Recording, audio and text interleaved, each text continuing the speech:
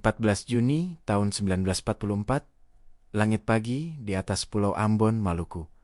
Udara lembab, asin, dan berbau minyak aftur. Di kejauhan, garis pantai tampak seperti goresan gelap di atas samudera yang tenang. Tapi di atasnya di langit, yang sebentar lagi akan diperebutkan deru. Mesin pesawat mulai terdengar seperti gemuruh badai yang belum terlihat. Di darat, di sebuah lapangan terbang Jepang di Laha, seorang perwira Angkatan Laut Kekaisaran Jepang Letnan Komandan Haijun Junzo Kenji Takahashi berdiri di pinggir runway tanah yang kasar. Seragam penerbangan berwarna coklat kehijauannya basah oleh keringat. Di tangannya tergenggam map lusuh berisi sketsa formasi dan perintah operasi. Di belakangnya, deretan pesawat tempur Mitsubishi A6M0 dan beberapa pesawat pengebom Tukik Aichi D3A FAL berjajar. Sayapnya memantulkan sinar matahari pagi Maluku.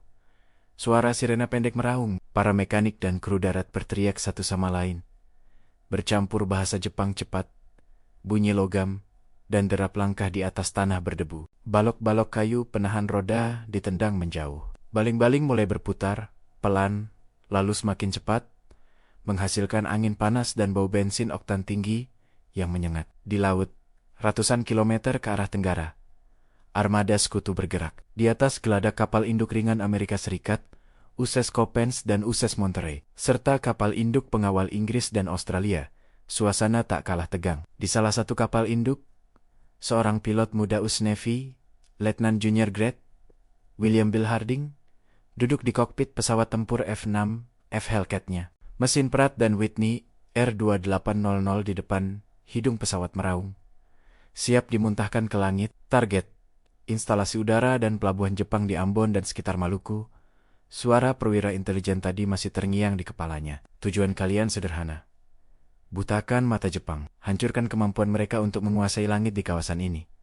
Di peta operasi para komandan sekutu, Maluku bukan sekadar gugusan pulau yang jauh dan asing. Itu adalah kunci sayap kiri strategi besar di Pasifik Barat Daya. Selama Jepang masih menguasai lapangan terbang di Ambon, Babou, Namlea, dan Morotai, setiap gerakan sekutu menuju Filipina dan Borneo berada dalam bahaya serangan udara. Hari ini, setidaknya, di atas Ambon dan sekitarnya, keadaan itu akan mulai berubah. Di Laha, Takahashi menatap ke barat, ke arah di mana laporan pengintaian semalam menyebutkan adanya aktivitas kapal besar sekutu. Dia sudah bertugas di Maluku lebih dari setahun, menyaksikan bagaimana garis depan Jepang yang dulu maju dengan cepat, kini seperti membatu, lalu perlahan didesak mundur. Di ruang briefing, peta yang dulu penuh panah merah ke arah selatan dan timur, kini penuh garis larik biru yang bergerak berbalik menuju mereka. Radio dari Ternate melaporkan, pesawat pengintai musuh terlihat sebelum fajar, ujar seorang perwira komunikasi di sampingnya. Kemungkinan serangan udara besar. CH Sa Takahashi mengangguk singkat. Kita sudah lama menunggu ini, gumamnya pelan. Hari ini, kita lihat apakah langit Maluku masih milik kekaisaran. Di atas kapal induk Coppens, Harding mendapat isyarat dari petugas dek. Tongkat kuning terangkat lalu berputar. Di telingannya, suara controller menerobos melalui headset. Blue Squadron, you are cleared for launch. Primary target, Ambon airfields and coastal installations. Watch out for flak and possible zero interceptors. Good hunting. Hook peluncur dikaitkan. Pesawatnya berguncang ketika mesin didorong ke tenaga penuh. Getaran menembus kursi dan masuk ke tulang belakang. Di depan hanya ada garis putih pendek di ujung dek, dan setelah itu laut yang berkilau. 3, 2, 1, launch. Dalam sekejap, Hellcat itu melesat di sepanjang dek. Roda beradu dengan baja, lalu lepas ke udara. Harding menahan napas sepersekian detik hingga altimeter mulai merangkak naik. Di kiri dan kanannya, deretan Hellcat lain mengikuti di belakang mereka, menyusul pembom torpedo, TBF Avenger, dan pembom Tukik SBD Dauntless.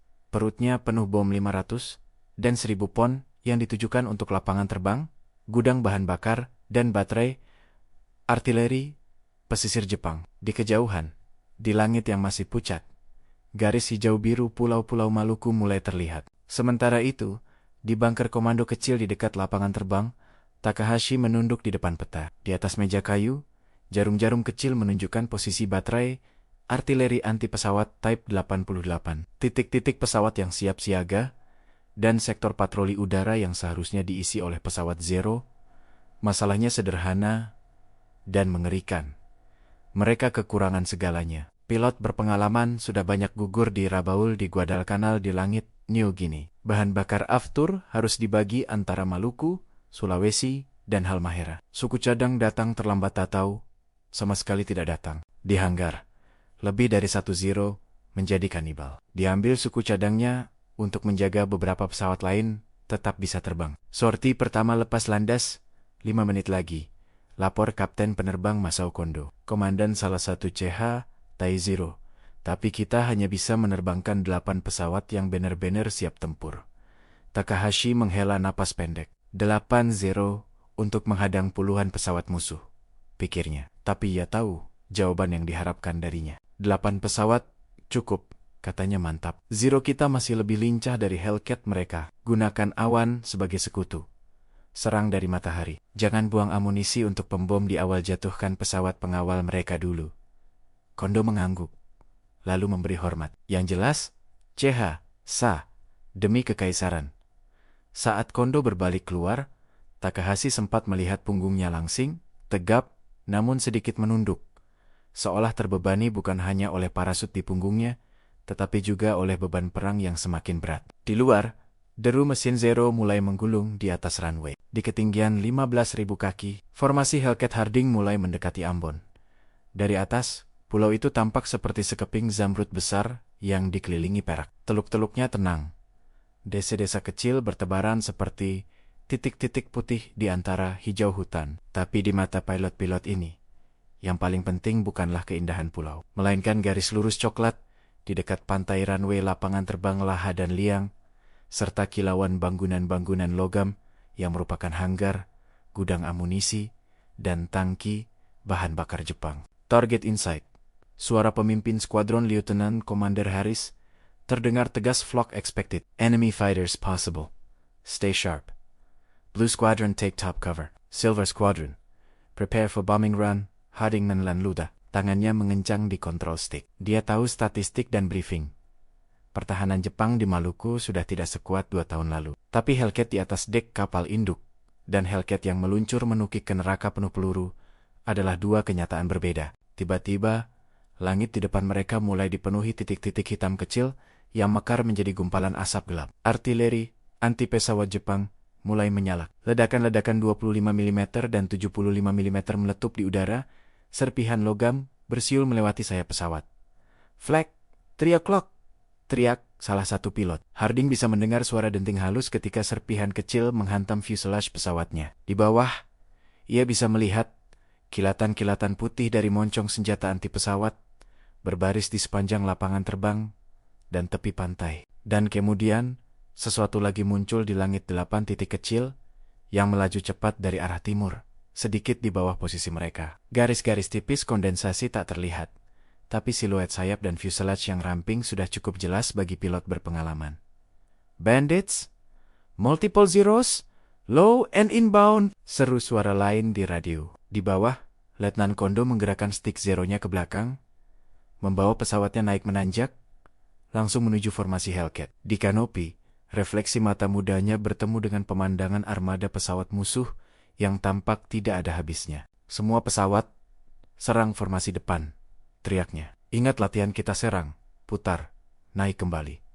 Jangan tinggal diam. 2 dunia yang berbeda, yang satu datang dari kapal induk jauh di lautan. Yang satu dari landasan kering di pulau kecil, di Maluku bersiap bertabrakan di langit yang sama. Hari ketika Jepang mulai kehilangan langit, Maluku dimulai bukan dengan sebuah ledakan besar tunggal, tetapi dengan puluhan, ratusan keputusan kecil.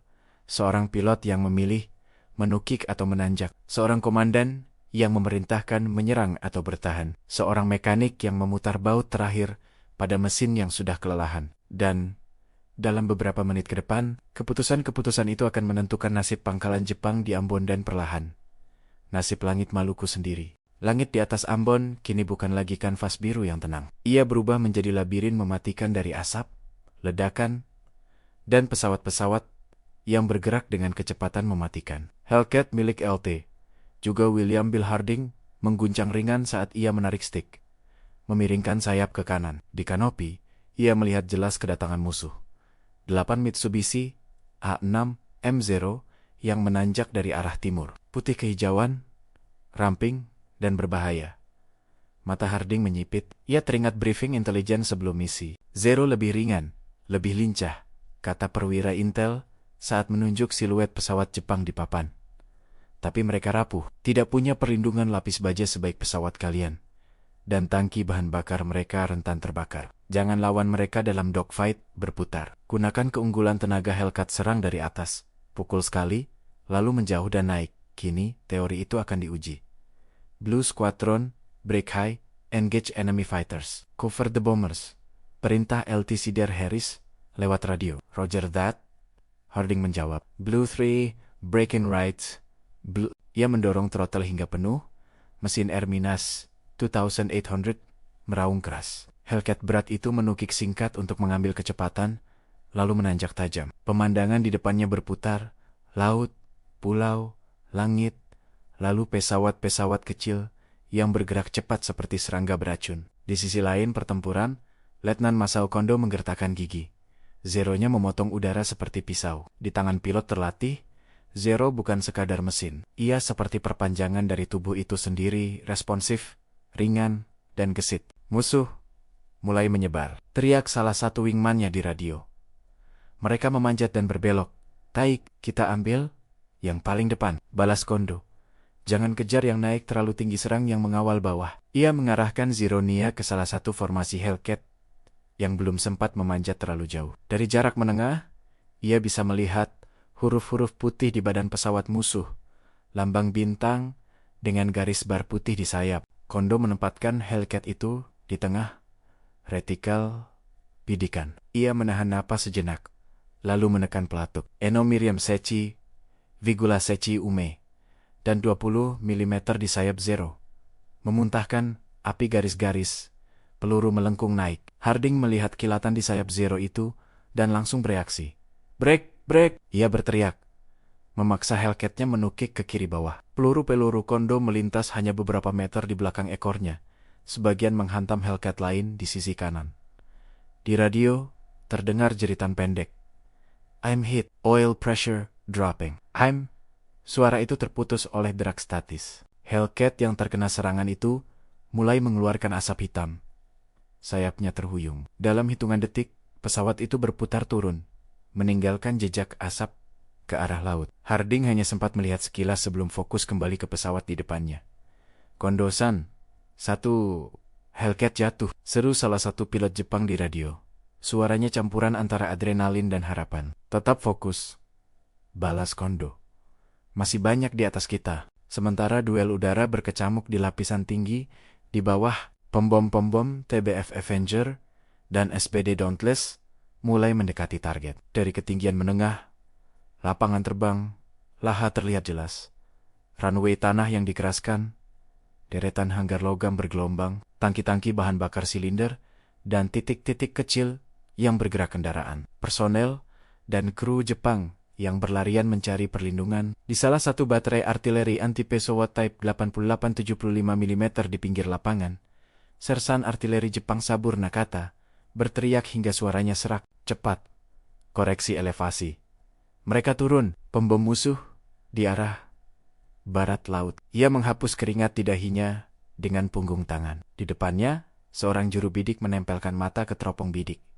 Sementara pengisi amunisi mendorong proyektil demi proyektil ke dalam bridge. Ketika perintah tembak diberikan, meriam itu mengaum, mundur sedikit ke belakang, lalu Mahulahi siap untuk tembakan berikutnya. Di udara, pilot Dauntless, LT, Robert McKay, menukik tajam. Pesawatnya hampir tegak lurus turun. Hidung menunjuk langsung ke salah satu hanggar besar di sisi utara lapangan terbang, yang menurut foto pengintaian adalah tempat penyimpanan pesawat cadangan Jepang. Angka di altimeter berputar cepat turun. 10.000 kaki, 8.000, ke 6.000 hold, gumamnya. 4 gumpalan hitam meledak di sekeliling pesawatnya, mengguncang sayap dan memenuhi kanopi dengan pecahan asap. Suara serpihan menghantam badan pesawat terdengar seperti hujan batu. 5.000 kaki, McKay membuka penutup bombardir. Garis bidik melintasi hanggar itu. Bombs, away. Ia menarik tuas. Bom 500 pon meluncur lepas dari cantelan. Mengikuti lintasan menukik, McKay menarik stik keras ke belakang. Tubuhnya terdorong ke kursi oleh gaya gravitasi beberapa nggak dauntless. Itu menjerit. Halus saat sayapnya menanggung beban manuver. Beberapa detik kemudian, di bawah sana, hanggar besar itu meledak. Satu kilatan oranye raksasa, disusul gelombang kejut, yang mengirimkan atap logam terbang ke udara. Asap hitam pekat membubung, disertai ledakan kecil tambahan amunisi dan bahan bakar yang ikut terbakar. Di bunker, Takahashi merasakan lantai bergetar. Lampu gantung bergoyang. Debu turun dari langit-langit. "Apa itu?" teriak salah satu perwira staf. "Anggar Utara. Anggar Utara," jawab seorang pengintai yang mengintip melalui periskop darurat yang menonjol dari dinding bunker. Langit di atasnya hitam. "Kita kehilangan sebagian besar pesawat cadangan. Sa." Takahashi menutup mata sejenak. Dalam sekejap mata, bukan hanya pesawat, tapi harapan untuk memperkuat pertahanan udara dalam beberapa minggu ke depan ikut lenyap dalam satu bola api. Di langit, pertempuran antara Zero dan Hellcat makin liar. Harding kini berada di belakang salah satu Zero. Ia menurunkan hidung sedikit, menempatkan pesawat musuh itu tepat di tengah lingkaran bidikan. Zero itu mencoba manuver spiral naik, memanfaatkan kelincahannya, tapi Hellcat Harding memiliki tenaga mesin yang lebih besar.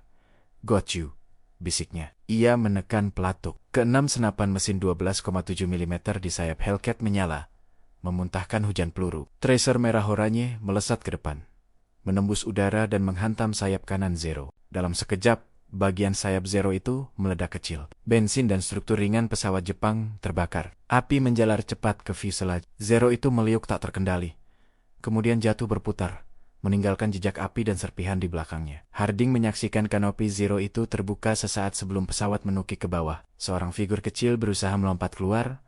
Parasut belum sempat berkembang ketika api menyelimuti. Ia menelan keras, lalu memaksa dirinya fokus lagi. "Satu bandit down," lapornya dengan suara datar di radio. Di sisi lain pertempuran, Kondo juga mendapat satu Hellcat. Dalam sebuah manuver berbahaya, ia memotong dari bawah, memanfaatkan titik buta Hellcat, dan mengirimkan rentetan peluru 20 mm tepat ke bagian bawah mesin lawan. Hellcat itu meledak kecil di udara, pecah menjadi dua bagian, dan jatuh ke arah laut. Namun, Kondo tahu, ini bukan pertempuran yang seimbang. Untuk setiap Zero yang berhasil menjatuhkan satu Hellcat, ada 2 atau 3 Zero lain yang terjebak dalam rentetan peluru berat pesawat Amerika. Di radio, laporan kehilangan terus berdatangan. "Take, mesin saya kena. Saya tak bisa." "Ah, Tai, saya kehabisan amunisi." "Apa saya?" Suara-suara itu bercampur dengan statis dan bunyi ledakan, mulai menumpuk seperti beban di dalam kepala Kondo. Ia memandang ke bawah, ke arah lapangan terbang yang kini diselimuti asap.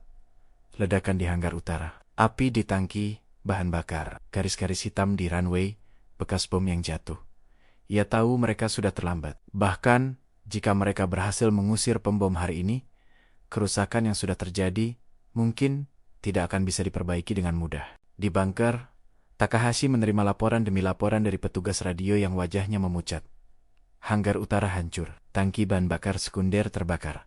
Runway barat penuh kawah. Baterai AA-03 diam, mungkin tertembak langsung. Kontak dengan pesawat Zero nomor 4, 6, dan 7 hilang. Setiap laporan itu seperti palu yang memukul peta di depannya, menghancurkan sedikit demi sedikit gambaran pertahanan udara yang selama ini ia coba pertahankan. Namun, sebagai perwira, ia tidak punya kemewahan untuk putus asa. "Kirim perintah ke Morotai dan Ternate," katanya dengan suara pelan namun tegas. "Laporkan bahwa Ambon sedang diserang besar-besaran. Minta evaluasi.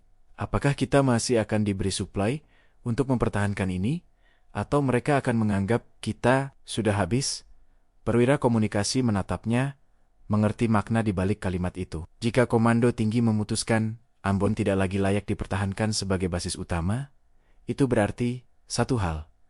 Jepang perlahan mengakui kehilangan langit di sektor ini. Di atas semua ledakan, suara pesawat, dan jeritan radio. Di suatu tempat dalam hati kecilnya, Takahashi sadar hari ini bukan sekadar serangan udara biasa. Ini adalah awal dari sesuatu yang lebih besar, awal dari runtuhnya kekuasaan Jepang di langit Maluku. Dan langit, yang sejak 1942 begitu lama dikuasai Rising Sun, kini mulai diwarnai asap hitam dan bendera-bendera baru di sayap musuh. 19 September tahun 1944. Langit di atas Pulau Morotai, di ujung utara Maluku, dipenuhi suara yang sama sekali berbeda dari 2 tahun sebelumnya. Bukan lagi deru pesawat Jepang yang leluasa menyeberang antara Halmahera, Ambon, dan Filipina, melainkan gelombang besar pesawat-pesawat sekutu yang mengalir seperti kawanannya sendiri teratur, tanpa henti, dan semakin menguasai angkasa. Pagi itu, udara masih lembab dengan bau tanah basah dan pohon-pohon yang baru saja ditebang. Di pantai Morotai jejak invasi belum hilang.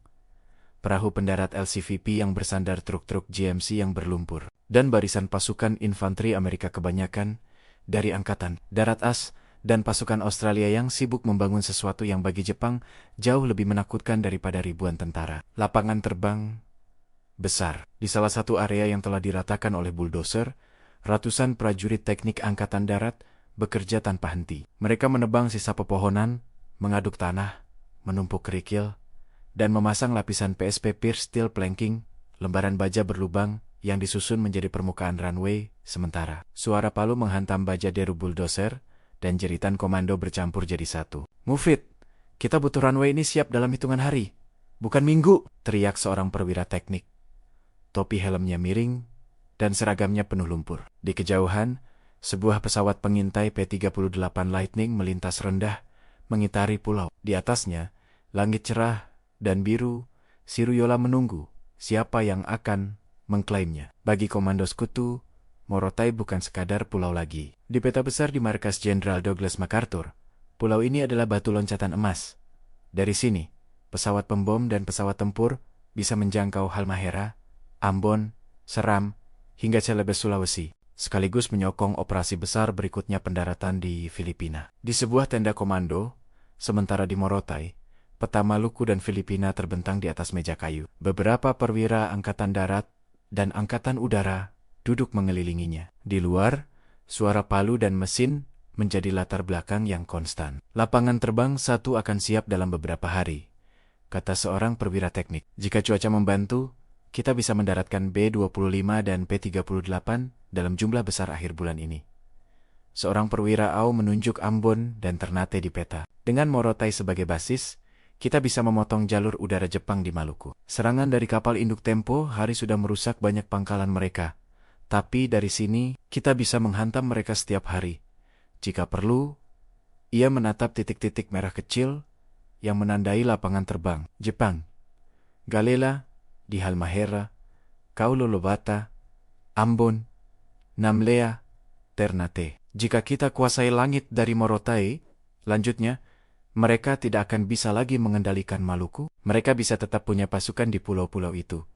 Tapi tanpa langit, pasukan itu akan buta dan lumpuh." Keputusan strategi ini, di ruang yang sempit dan panas, akan mengubah nasib ribuan tentara Jepang yang masih bertahan di Maluku. Sementara sekutu sibuk membangun, di sisi lain, di Halmahera, suasana jauh lebih muram. Di sebuah pos komando Jepang yang tersembunyi di pedalaman hutan Halmahera Utara, peta lusuh terpajang di dinding bambu. Di atasnya, garis-garis merah yang dulu menunjukkan rute penerbangan dan konvoi logistik, kini sebagian besar disilang dengan tinta hitam. Di meja, Letnan Kolonel Angkatan Darat Jepang, Hiroshi Yamamoto, menatap laporan yang baru saja diterimanya. Morotai jatuh ke tangan musuh. Mereka mendarat dalam kekuatan besar. Lapangan terbang sementara sedang dibangun, baca seorang perwira staf, suaranya datar namun tergagap. Di ujung ruangan, seorang perwira Angkatan Laut, perwakilan dari Komando Udara yang sudah melemah, mengepalkan tangan. "Jika mereka menyelesaikan lapangan terbang di sana," katanya pelan, "maka pesawat tempur dan pembom mereka bisa terbang kemanapun di Maluku tanpa harus bergantung pada kapal induk." Yamamoto menatap peta lagi. "Bagaimana dengan Ambon?" tanyanya. "Setelah serangan kapal induk itu, kerusakan sangat berat," jawab perwira Angkatan Laut. "Beberapa pesawat Zero masih bisa diterbangkan, tapi bahan bakar terbatas. Hanggar cadangan hancur. Baterai AA kita berkurang. Kita belum dapat kabar suplai dari Makassar atau Kendari. Sepertinya prioritas logistik sudah dipindahkan ke Filipina." Itu adalah kalimat yang tidak diucapkan secara terang-terangan, tetapi semua orang di ruangan itu memahaminya. Maluku sudah bukan lagi prioritas utama bagi Tokyo. Front besar berpindah ke Filipina dan ke utara. Pasukan di Maluku harus bertahan sebisanya. Di luar tenda, hujan tiba-tiba turun deras, menimpa daun-daun lebat hutan Halmahera dengan suara seperti tepuk tangan raksasa. Yamamoto memandang ke atas, seolah menembus atap daun dan terpal. Kita akan bertahan, katanya akhirnya. Tapi kita harus menerima kenyataan. Langit tidak lagi milik kita. Hari-hari berganti di Morotai, dan dengan cepat pulau itu berubah wajah. Di area yang dulunya hutan lebat, kini berdiri 2 runway yang mengkilap basah setelah hujan. Lampu-lampu kecil dipasang di sisi-sisinya. Di sepanjang tepi runway, barisan pesawat P-38 Lightning, P-47 Thunderbolt, P-25 Mitchell, dan beberapa panjang -40 yang lebih tua mengisi apron. Para mekanik bekerja siang dan malam, mengganti oli, memeriksa peluru, mengecek mesin. Di tenda briefing, pilot-pilot duduk dengan map dan foto udara di pangkuan. Dalam salah satu briefing, seorang perwira Intel menunjuk foto udara Ambon yang diambil beberapa hari sebelumnya. Dalam foto itu, bekas-bekas serangan kapal induk masih terlihat jelas, hanger-hanger yang hangus, tangki bahan bakar yang hitam, dan runway penuh kawah. Ini Ambon setelah serangan dari laut, katanya. Tapi Jepang masih berusaha menggunakan beberapa fasilitas di sana. Kita tidak bisa biarkan itu terjadi.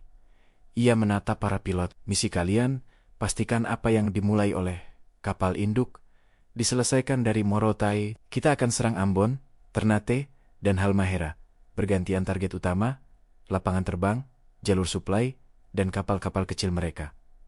Seorang pilot panjang -38 mengangkat tangan. Perlawanan udara dari mereka diperkirakan minimal, jawab perwira Intel. Tapi jangan meremehkan mereka. Pilot-pilot Jepang yang tersisa mungkin sedikit, namun masih berbahaya. Artileri anti-pesawat mereka juga belum sepenuhnya lumpuh. Di sudut ruangan, seorang pilot muda Australia, Flying Officer James Jimmy Clark, mendengarkan dengan saksama. Ia sudah terbang dalam operasi di Papua dan New Guinea. Kini, ia tahu, ia akan terlibat dalam babak baru, menghabisi kekuatan udara Jepang di Maluku dari basis baru ini. Di hari-hari berikutnya, Morotai menjadi jantung baru denyut kehidupan udara sekutu di kawasan ini. Setiap pagi, sebelum matahari naik tinggi, barisan pesawat mulai bergerak ke runway. Mesin-mesin dihidupkan, satu persatu. P-38 dengan hidung kembar, dan 2 bom ekor berbaris, seperti kawanan burung besi. Di belakang mereka, B-25 dengan moncong penuh senapan mesin dan perut yang syarat bom menunggu giliran. Dari posisi komando sementara di tepi runway, seorang perwira O menatap ke langit. Dengar itu, katanya pada seorang perwira infanteri yang baru selesai mendarat beberapa hari lalu. Apa? Tanya prajurit infanteri itu. Mengernyit. Suara, jawabnya.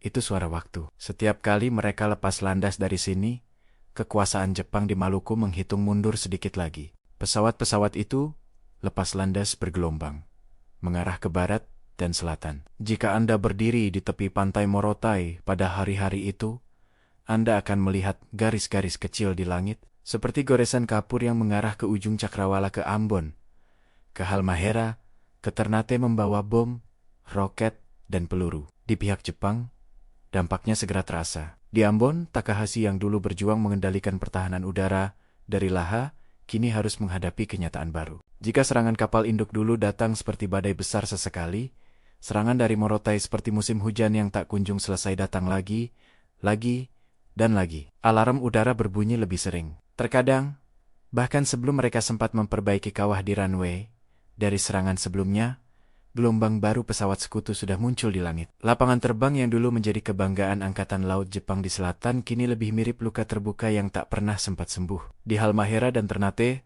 pilot-pilot Jepang yang tersisa semakin jarang mengudara. Pesawat mereka kekurangan bahan bakar, suku cadang, dan yang mungkin paling menyakitkan harapan kemenangan. Ketika pesawat pengintai melaporkan kegiatan besar di Morotai, sebagian perwira Jepang mengerti.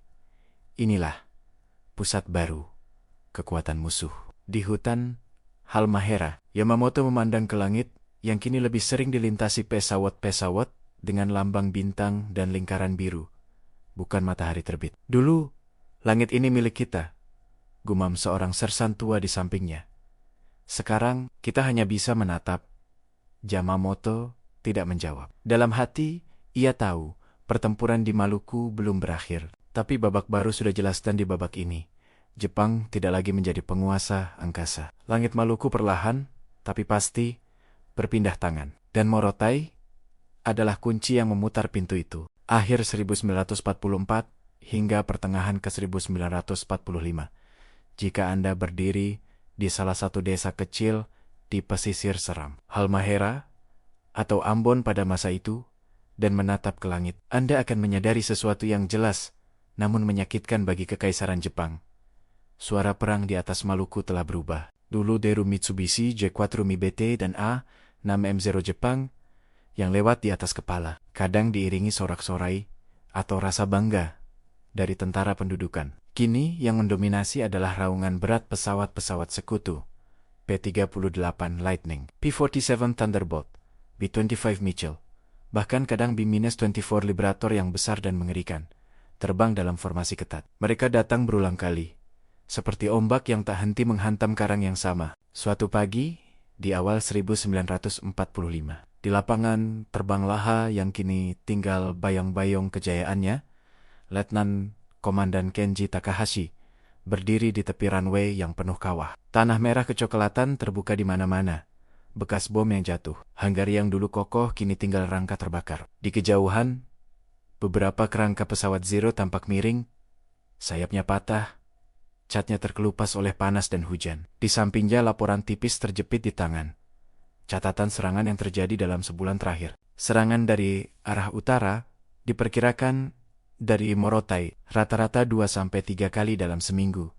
Baca salah satu perwira muda dengan suara pelan. Sasaran utama, tangki bahan bakar, gudang amunisi, posisi meriam AA, dan kapal-kapal kecil di pelabuhan. Takahashi memandang ke langit yang pagi itu tampak tenang. Tapi ia tahu, ketenangan itu menipu. Berapa Zero yang masih benar-benar bisa terbang? Tanyanya. 2, jawab perwira itu, menahan napas. Mungkin 3, jika kita kanibal lagi satu pesawat lain untuk suku cadang. Tapi, bahan bakar kita sangat sedikit. Dulu, ketika Jepang baru tiba di Maluku pada 1942 engka-engka, seperti itu akan terdengar mustahil. Ratusan pesawat, ratusan misi pengawalan dan pengeboman, jalur logistik udara yang sibuk dari Kendari, Makassar, dan Filipina. Kini, semuanya menyusut menjadi beberapa pesawat rusak, dan satu lapangan terbang yang hidup segan, mati pun pelan. Sementara itu, di Morotai, aktivitas justru mencapai puncaknya. Di sebuah tenda briefing, Flying Officer Jimmy Clark dari RAF duduk bersama para pilot lain, mendengarkan dengan serius. Di depan mereka, seorang perwira intel sekutu menunjuk serangkaian foto udara terbaru. Foto-foto itu menunjukkan Ambon, Ternate, dan beberapa titik di Halmahera. Di Ambon, kawah-kawah baru bermunculan di dekat sisa-sisa hanggar. Di Ternate, kapal-kapal kecil di pelabuhan terlihat seperti bayangan gelap di air.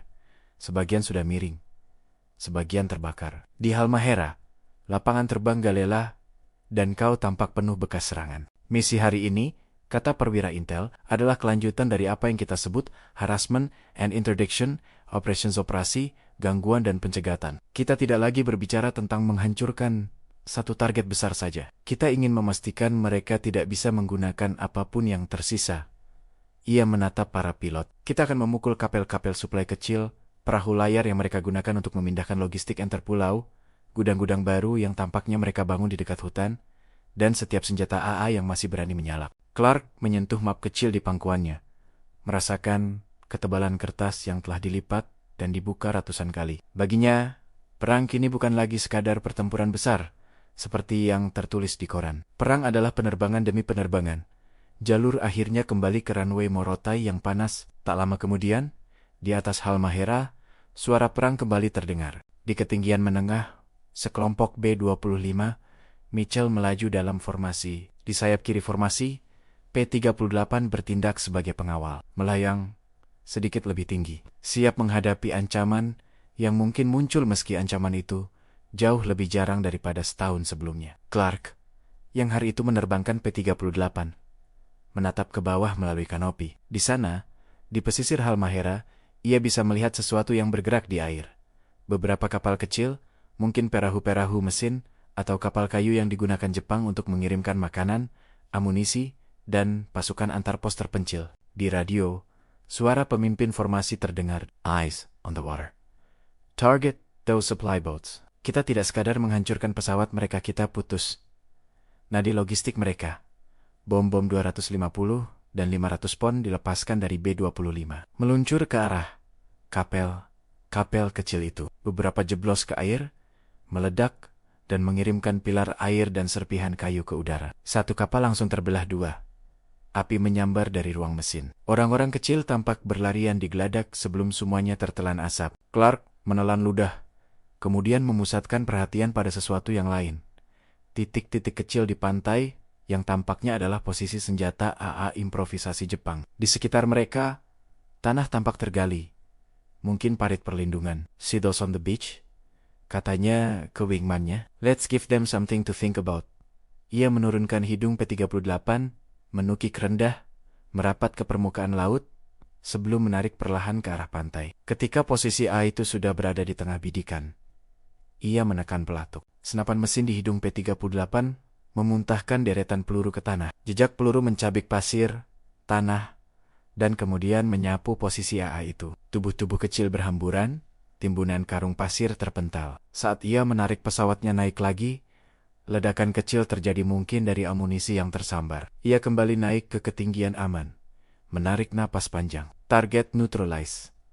Lapornya, di Ambon, dampak pola serangan semacam ini terasa seperti dicekik perlahan. Takahashi tidak lagi berurusan dengan satu serangan besar yang jelas awal dan akhirnya. Sebaliknya, ia menghadapi serangkaian serangan yang tampaknya tak memiliki pola tetap. Kadang pagi, kadang sore, kadang malam. Kadang hanya 2 atau 3 pesawat yang datang menukik, menghantam satu gudang yang baru saja diperbaiki. Kadang, satu formasi besar pembom menaburkan bom di pelabuhan dan posisi AA. Setiap kali kru Jepang mencoba memperbaiki runway, menambal kawah dengan tanah dan batu, suara mesin di kejauhan membuat mereka kembali tiarap. Setiap kapal kecil yang nekat berlabuh dengan suplai berharga berisiko dilihat dari udara, menjadi titik kecil di foto pengintaian, lalu target pada misi berikutnya. Di ruang komando sederhana, yang kini bahkan kekurangan listrik, Takahashi menerima laporan lain.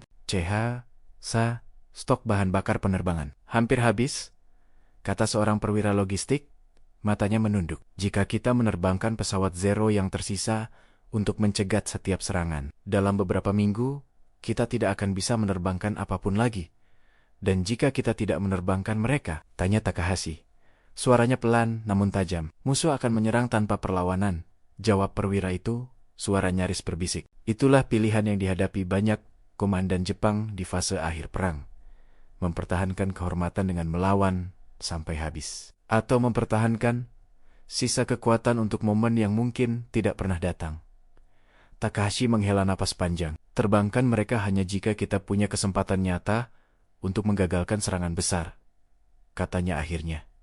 Untuk serangan kecil, biarkan mereka lewat. Kalimat itu terasa pahit di mulutnya. Namun ia tahu, keputusan emosional tidak akan mengubah fakta bahwa realitas di langit sudah berbalik arah. Di Halmahera Yamamoto menyaksikan hal serupa dari perspektif darat. Pos-pos Jepang di pedalaman semakin terisolasi. Jalan-jalan suplai yang dulu dipakai truk kini berbahaya karena mudah dilihat dari udara. Banyak konvoi akhirnya beralih ke jalur malam, atau berjalan kaki melalui hutan, membawa bahan makanan dan obat-obatan di punggung. Namun bahkan itu pun tidak bisa mengimbangi kerusakan yang dilakukan serangan udara. Suatu malam, di tepi api unggun kecil, yang nyaris tidak mengeluarkan cahaya agar tak terlihat dari udara, seorang sersan tua bercerita kepada Yamamoto. Dulu, ketika kita merebut Ambon dan Halmahera, katanya, pilot-pilot kita terbang seperti dewa di langit. Mereka menembak jatuh pesawat Belanda, Australia, dan Amerika. Kita semua percaya langit milik Jepang.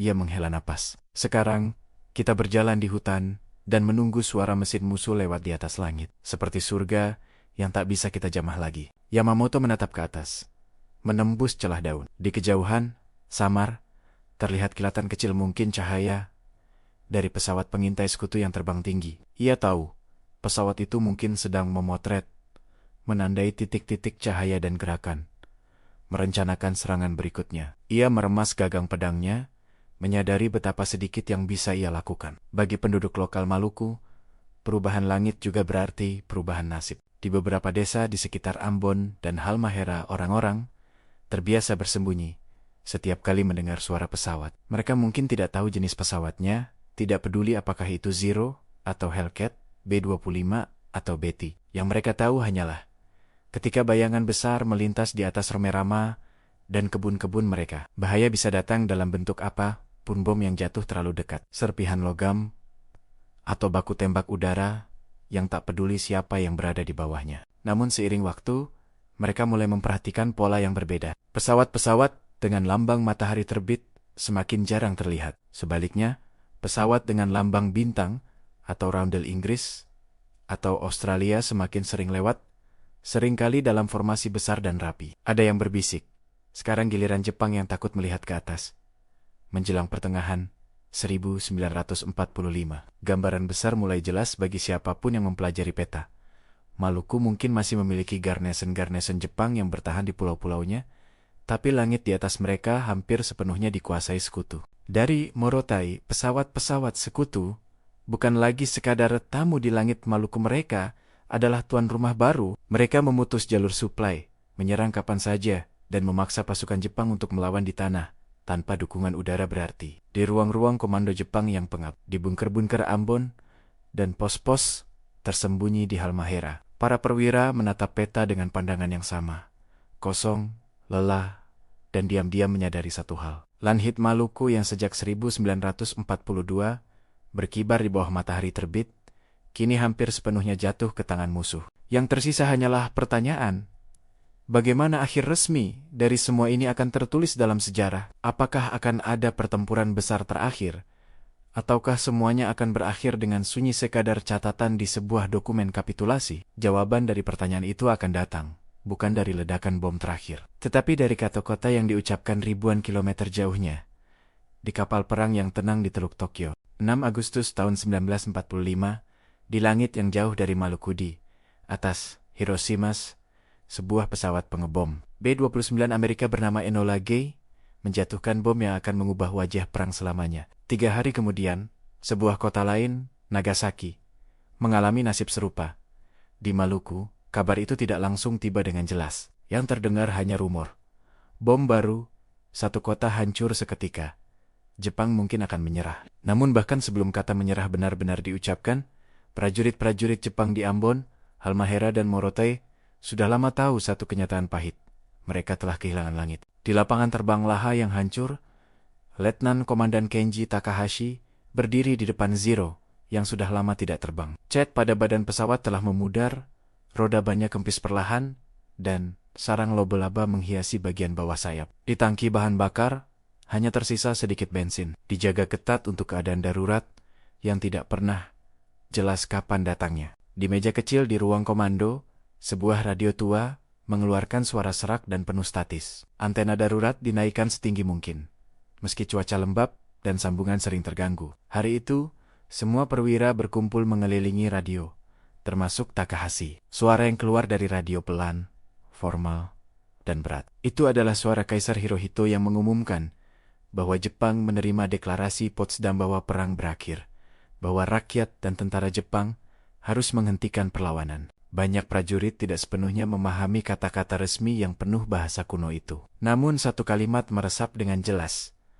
Perang ini tidak selalu berjalan menguntungkan bagi Jepang. Di ruangan itu, Takahashi menundukkan kepala. Beberapa perwira lain mengepalkan tangan, antara marah, kecewa, dan lega. Ada yang menggigit bibir, ada yang meneteskan air mata diam-diam. Bagi Takahashi, yang sudah menyaksikan pesawat-pesawat Nia satu persatu jatuh atau membusuk di tanah, pengumuman itu bukan sekadar akhir perang. Itu adalah pengakuan resmi atas sesuatu yang sudah ia rasakan sejak seronggen-seronggen dari kapal induk dan Morotai. Jepang telah kehilangan kendali atas langit di Maluku, dan di banyak tempat lain. Di Halmahera, Letnan Kolonel Yamamoto mendengar pengumuman yang sama beberapa hari kemudian, melalui radio lapangan yang sengaja disembunyikan agar tidak dihancurkan saat mundur. Di sekelilingnya, para perwira, staf, dan prajurit senior duduk bersila di lantai tanah.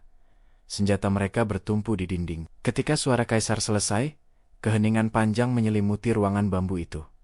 Jadi, selesai? Tanya seorang sersan tua. Suaranya pelan. Yamamoto menatap tangan kirinya. di mana peta kusut Maluku dan Filipina dulu sering ia pegang. Dalam peta itu, garis-garis besar operasi udara Jepang kini hanya tinggal kenangan. Ya, jawabnya akhirnya. Perang selesai. Kita diperintahkan menghentikan perlawanan. Seorang perwira muda menggertakkan gigi. Tapi kita masih punya pasukan di sini. Kita masih bisa bertarung di gunung, di hutan. Untuk apa? Potong Yamamoto. Bukan dengan marah, tetapi dengan kelelahan yang dalam. Tanpa langit, tanpa suplai, tanpa harapan untuk menang. Itu bukan perang. Itu bunuh diri. Kata-kata itu menancap di ruangan seperti pedang yang diletakkan di tanah. Ia berdiri perlahan, melangkah keluar tenda. Di luar, hutan Halmahera kembali terdengar seperti dulu.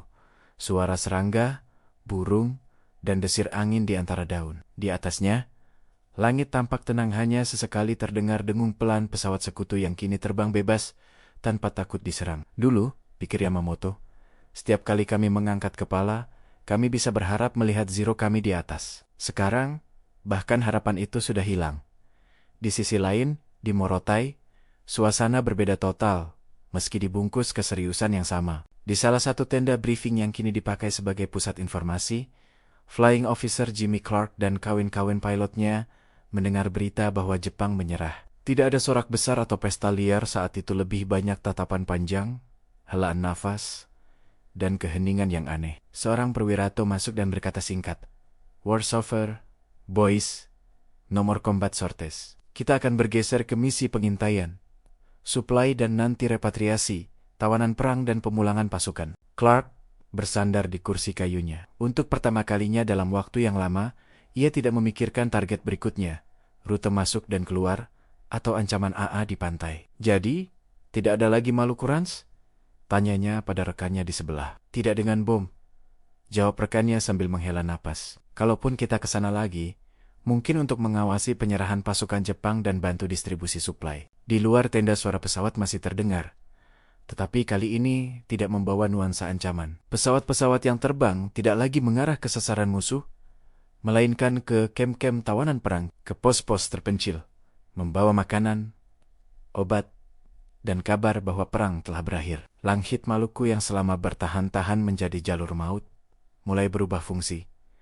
Dari medan tempur menjadi jalan pulang. Perubahan itu juga terasa di Ambon. Tidak lama setelah pengumuman kapitulasi, pesawat-pesawat sekutu mulai muncul di atas Ambon bukan sebagai penyerang, tetapi sebagai pengawas. Mereka terbang rendah, mengidentifikasi posisi pasukan Jepang, lokasi kem tawanan perang, dan tempat-tempat yang berpotensi menjadi titik pertemuan. Di lapangan terbang Laha, Takahashi berdiri dengan seragam yang sekarang tampak lusuh dan kusam, menunggu kedatangan delegasi sekutu. Bendera matahari terbit masih berkibar, tetapi ia tahu hari-hari bendera itu menguasai langit telah berakhir. Sebuah pesawat transport sekutu mendarat, bukan Hellcat atau B-25 yang mengirimkan bom, melainkan pesawat yang membawa perwira untuk mengatur penyerahan. Suara ban pesawat menggesek tanah yang dulu penuh kawah bom, kini terdengar seperti garis akhir dari sebuah perlombaan yang melelahkan. Seorang perwira sekutu turun dari pesawat,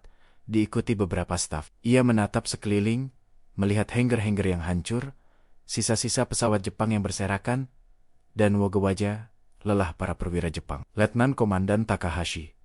tanyanya. Takahashi melangkah maju, memberi hormat. "Hai, saya Takahashi. Kita di sini untuk mengatur disarmamen dan penyerahan fasilitas ini," kata perwira sekutu itu. Suaranya datar namun profesional. "Mulai hari ini, lapangan terbang ini berada di bawah kontrol sekutu."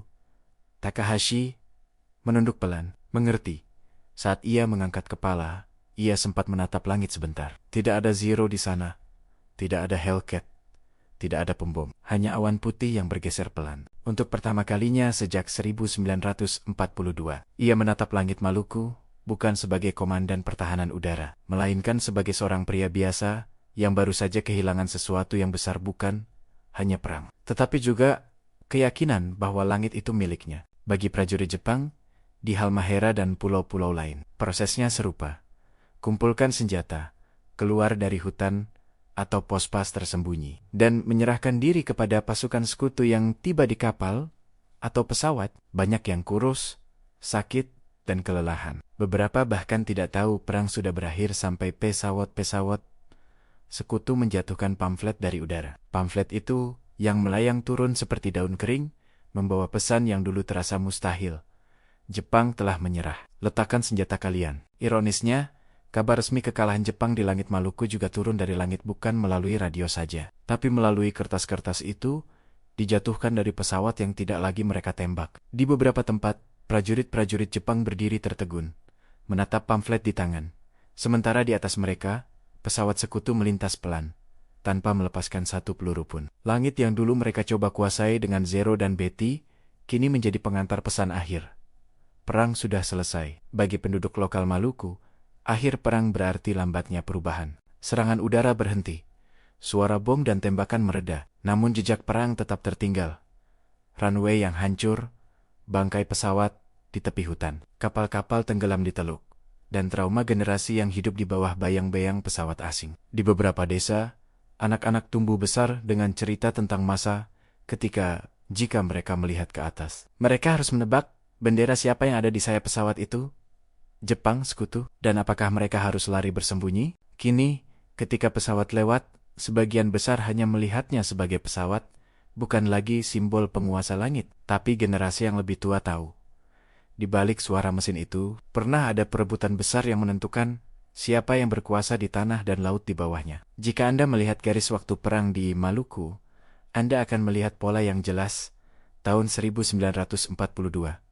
Jepang datang dan merebut pulau-pulau kunci, mengibarkan matahari terbit di lapanggan-lapanggan terbang yang strategis. Langit adalah milik mereka. Zero dan Betty melintas dengan percaya diri. Tahun 1944, kapal induk sekutu, dan kemudian Morotai mulai membalik keadaan. Serangan udara besar menghantam Ambon dan pangkalan lain, mengguncang fondasi kekuasaan Jepang di angkasa. Tahun 1944 sampai 1945. Morotai menjadi jantung baru operasi udara sekutu di Maluku. Serangan tak henti menghancurkan pesawat, runway, kapal, dan jalur suplai Jepang. Langit perlahan berpindah tangan. Agustus tahun 1945. Jepang menyerah. Bukan karena satu pertempuran di Maluku, tetapi karena rangkaian kekalahan besar, termasuk kehancuran di Jepang sendiri. Namun di Maluku, penyerahan itu mengunci kenyataan yang sudah lama terlihat. Jepang telah kehilangan langit. Hari ketika Jepang kehilangan langit Maluku bukanlah satu hari tunggal dengan satu ledakan besar. Ia adalah rangkaian hari. Hari ketika Hellcat dan Zero pertama kali bertempur di atas Ambon. Hari ketika Morotai berubah dari titik di peta menjadi pangkalan raksasa. Hari ketika pembom sekutu menghantam kapal suplai terakhir di sebuah teluk kecil. Hari ketika para komandan Jepang memutuskan untuk tidak lagi menerbangkan pesawat demi menghemat bahan bakar. Hari ketika pamflet kapitulasi dijatuhkan dari langit yang dulu penuh peluru. Namun jika harus diberi satu wajah, hari itu mungkin adalah saat seorang perwira seperti Takahashi berdiri di lapangan terbang yang hancur, mendengar suara kaisar yang mengatakan perang telah berakhir, lalu menatap ke atas dan menyadari langit Maluku bukan lagi milik matahari terbit dan tidak akan pernah lagi. Itu milik siapa saja yang menguasai masa depan. Dan pada 1945, masa depan itu terbang dengan lambang bintang di sayap.